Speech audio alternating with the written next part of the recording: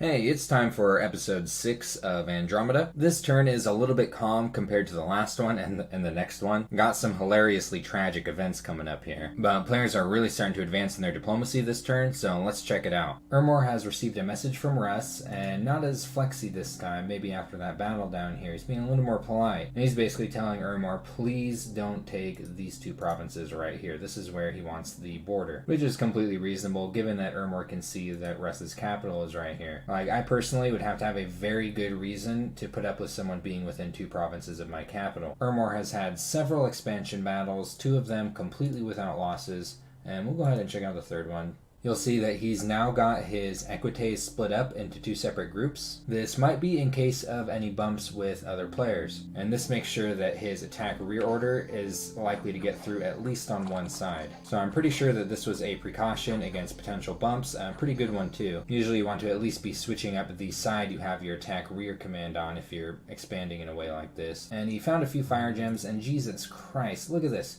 He found another huge-ass golden boulder. Like, I know he's got a couple of luck scales, but this is unbelievable. He's got like 1,700 gold in events over 2 turns. And he is spending it, as you can see. So he might as well just buy the mercenaries because he can. Putting up 2 forts, recruiting Ictiids, and putting these mercenaries to work on the Elephant Province. Now, I personally would have preferred to purchase the mercenaries here. I guess he doesn't entirely know the situation with Russ yet, and he only just got that message saying that Russ wanted the border along here. I think this would have been a nice spot for some mercenaries because you've got 3 shieldless provinces up here, and these mercenary groups with this ridiculous amount of archers combined with this expansion army right here could have done a lot of work in this area. But Ermor already has the most efficient expansion in this game, and with the position he's in, he's probably just going to end up being able to take these anyway. Now, I'm not sure if we've looked at Ermor's research yet. It looks like he's picking up Thaumaturgy 1 for communions, and Construction 2, maybe just because it's close. This is something that I do fairly often. If I get a really good random on construction and I'm most of the way to level 2, I'll just pick it up just for that utility. And then he's climbing Evocation. He actually has a decent amount of options at Evocation 5 with his Augur Elders. For example, Falling Fires is on the menu. Fairly spammable, good AoE, lots of fire damage. Orb Lightning is pretty easy to cast, and we saw how well this worked against Saramatia's Sacreds.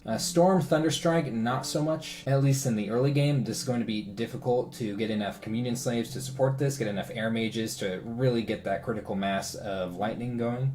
Stellar Cascades is a really good counter to powerful Sacreds. It's a great area of effect, and it's still going to do fatigue damage even if they pass an MR check. So great way to put nasty stuff asleep. And Shadow Blast is actually a pretty good spell. It doesn't get cast as much because it costs death gems, and for that reason a lot of people overlook it, but like, look at this. This spell is really deadly, and in a really big area of effect that gets bigger along with its range with the level and death magic that the caster is. And it also paralyzes stuff. So it's completely possible that he's decided to climb to Evocation 5 with all of these spells in mind. It is a really good grab bag of spells that can respond to a variety of threats. And I think this was a really good move by Helheim here, taking this province. Like, Russ is over here talking about borders, naming numbers on provinces and stuff. Helheim is being very direct in staking out his territorial line. Bam, takes Ancient Woods. It very heavily implies that going past this is going to mean trouble. And now Sarmatia has received a message from Rilia, who has realized that he's downstairs from Sarmatia, wishing him easy independence. A little bit late for that, buddy. And out of Sarmatia's expansion battles, he has had one where he took a couple of minor losses, not a huge deal.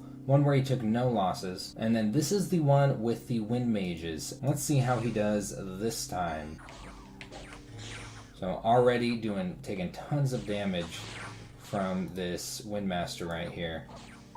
And just barely takes this province. This was really, really close. Loses everything except a Warrior Sorceress and an Oyoropada. And he didn't even pick up this Gossamer Cloth. What a bummer. So very, very costly province. What, he's lost at least like 10 Oreopadas to this? It's gonna take like 7 or 8 turns to pay that off. And then he's got this surprise waiting for him right here. This would really piss me off if I was Saramatia. But even with these losses, he does have 3 expansion parties moving. That's saying better than some of the other players. And he's finally getting an Inari out, hopefully to site search. And maybe things will start to look up now that he's gotten rid of the Air Mage Menace. Out of Caleb's expansion battles, he took a few losses at Lion Tribe, and we will watch him fight the Hobbits because that's always fun. Just look at those little dudes. Oh man, what a bummer. How do they survive in this world?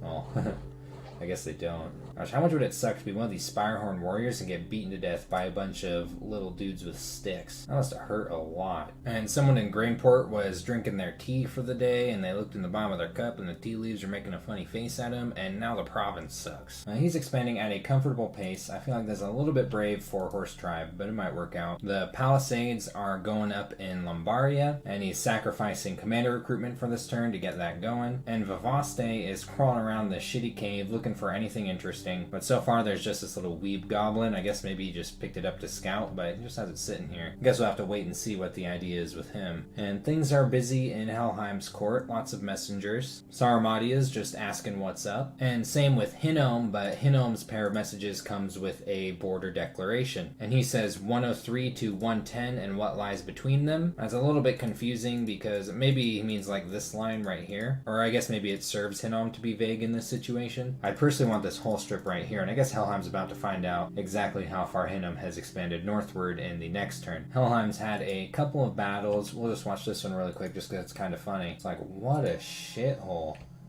It's just 3 quote-unquote commanders. Yeah, what are you commanding, bud? The only person that seems to be commanding anything here is that priest is like, nope. But when he sees those commanders go around, just starts fucking right off, but didn't run fast enough. I guess it's Helheim's shithole now. Well, look at that. Income 7. But wastelands can be good for magic sites, so not entirely bad to have. He does in fact have a fort going up here. Doesn't have the best stats for a fort, but it is really good geographically. And hopefully he'll be able to get something up here. Taking this province up here has made it a little bit awkward for him. Now he sees that Ermor is up here and that Hinnom is somewhere in this area. Things are looking skinnier and skinnier over here. And poor Russ, who has seen better days, has a single expansion battle. Nothing too threatening, just forcing the local province defense to come out and fight the magic bear guys in the snow.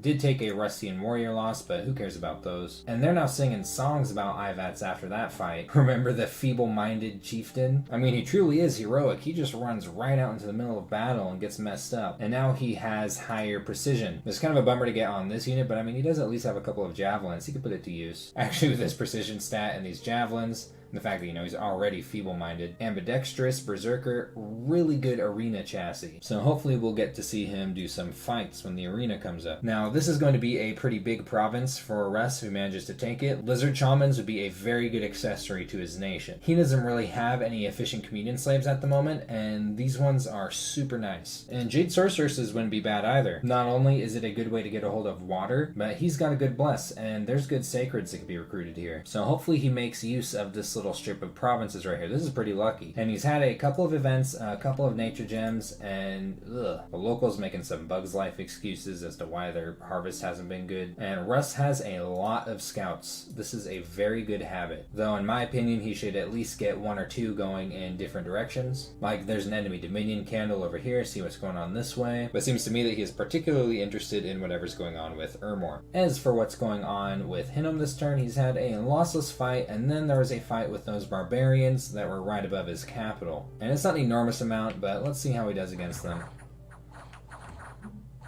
And yeah, mops him up very efficiently. Does take a loss, but that's fairly typical when expanding into any kind of barbarians. And picks up a few fire gems. Those luck 3 scales have been pretty good to him, though Ermor's been doing a lot better with luck 2. Still only on 2 expansion parties, a little bit slow, but I do suppose that he can afford to be slow given how good his scales are. It looks like he is deciding to put up a Palisades here, and I think it's just a lack for a much better option. Like this does have decent recruitment, decent income. It is right next to his capital, so it kind of sucks when it comes to sucking up resources. But so far he hasn't found another nice province for getting a fort going. It looks like he's thinking about one somewhere over here, given that he's got Zwago up here.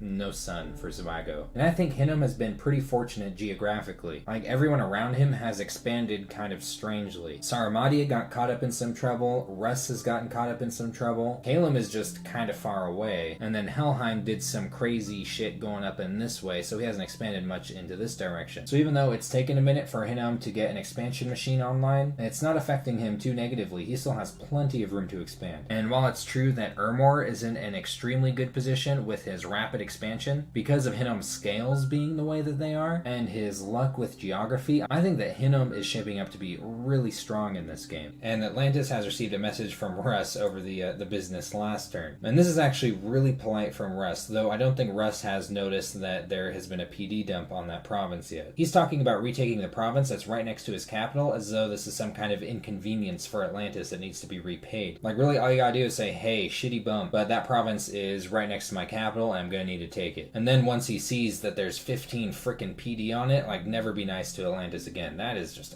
that is savage. It's also really hilarious to me. This shit is so funny. I didn't notice this until later on when I was editing the last video. This shit made me laugh so much. Even more ferocious than what Helheim is doing over with this province. And we'll go ahead and watch Atlantis' only fight for the turn. It's pretty predictable how this one's gonna turn out.